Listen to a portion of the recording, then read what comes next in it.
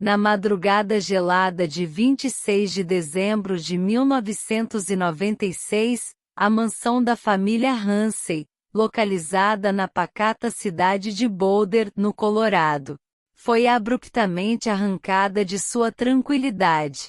JonBenét Patricia Ramsey, uma garotinha de apenas 6 anos, conhecida por sua beleza encantadora e pelo sucesso em concursos infantis, havia desaparecido. A mãe, Patsy, ligou para a polícia em estado de desespero, relatando o sumiço da filha e a descoberta de uma carta de resgate. A nota, deixada na escadaria interna da casa, exigia um pagamento de exatos $118 mil.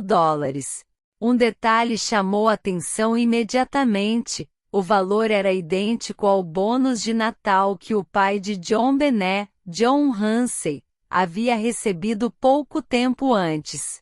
Coincidência? Para muitos investigadores, não.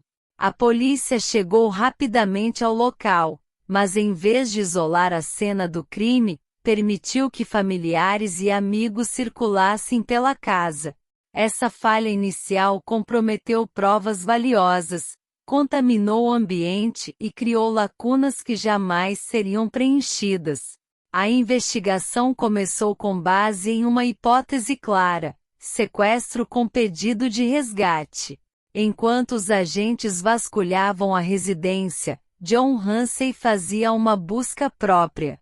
E foi ele quem encontrou o corpo da filha no porão da casa, por volta da 1 da tarde. JonBenét estava envolta em um cobertor branco, com as mãos amarradas, fita adesiva cobrindo a boca e uma corda apertada ao redor do pescoço. Além disso, havia um ferimento grave na cabeça, indicando que também havia sofrido um golpe contundente.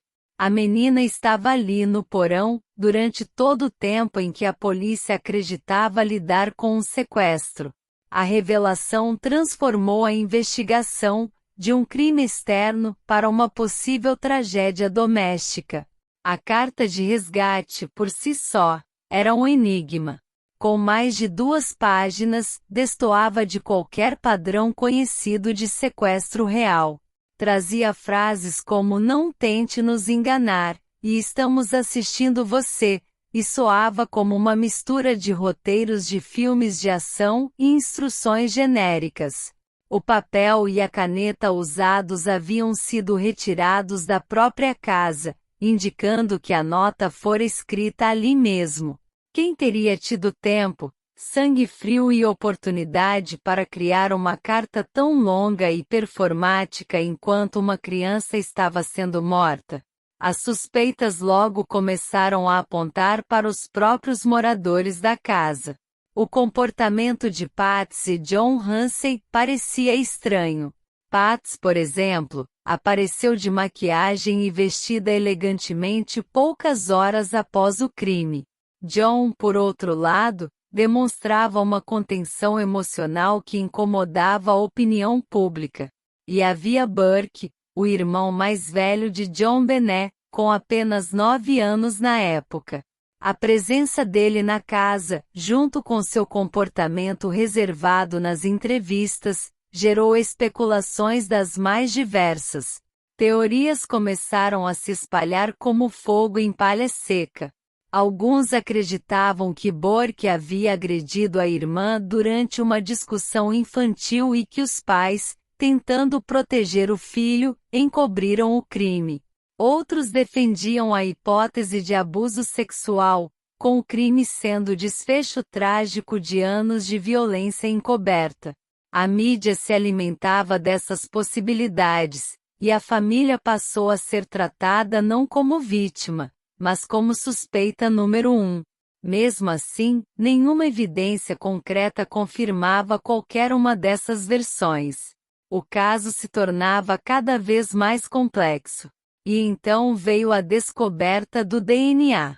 Exames revelaram vestígios genéticos masculinos que não pertenciam a John, Patsy ou Burke. Esses fragmentos foram encontrados nas roupas de JonBenét, e sugeriam a presença de uma terceira pessoa naquela noite. Com o avanço da tecnologia, novos testes foram realizados em 2008. O resultado foi definitivo: o material genético não correspondia a nenhum membro da família. John e Burke foram oficialmente isentados e Patsy, já falecida na época, também foi declarada inocente. A promotoria pediu desculpas públicas à família, mas o estrago à reputação dos Ramsay já estava feito. A cada ano, novas teorias surgem. Alguns investigadores apontam para a possibilidade de um invasor que conhecia bem a estrutura da casa. A ausência de sinais claros de arrombamento, no entanto, gera dúvidas. Como alguém teria entrado, escrito uma carta de resgate, cometido um crime tão cruel e saído sem ser visto? Outros sugerem que o autor poderia ser alguém próximo da família, um funcionário, um vizinho, alguém que conhecia detalhes íntimos sobre a rotina da casa e até o bônus de Natal recebido por John. Nada, no entanto, foi conclusivo. O mistério permanecia. O caso de John Benet Ramsay passou a ocupar o imaginário coletivo como poucos crimes na história americana. Talvez pela imagem angelical da menina, talvez pelo contraste entre o luxo da casa e a brutalidade do crime. Ou ainda, pela incerteza que paira até hoje sobre quem realmente cometeu aquele assassinato. John Benet não era apenas uma vítima, tornou-se um ícone da fragilidade da infância, da falibilidade da justiça e da sede de respostas de uma sociedade inteira. O tempo passou. Mais de 25 anos se foram desde aquela noite silenciosa de Natal. Patsy morreu sem saber quem tirou a vida da filha. John ainda luta para limpar o nome da família. E Burke, agora adulto, vive recluso, tentando escapar das sombras de um passado que nunca se apagou. O caso John Benet Ramsay permanece sem solução. E talvez esse seja o elemento mais perturbador de todos. Um crime brutal. Uma criança morta. E nenhuma resposta definitiva. Quem matou John Benet? E por quê? Perguntas que ainda ecoam em cada linha da carta de resgate, em cada silêncio deixado pela investigação, e em cada memória apagada por uma tragédia que insiste em não ser esquecida. Deseja isso?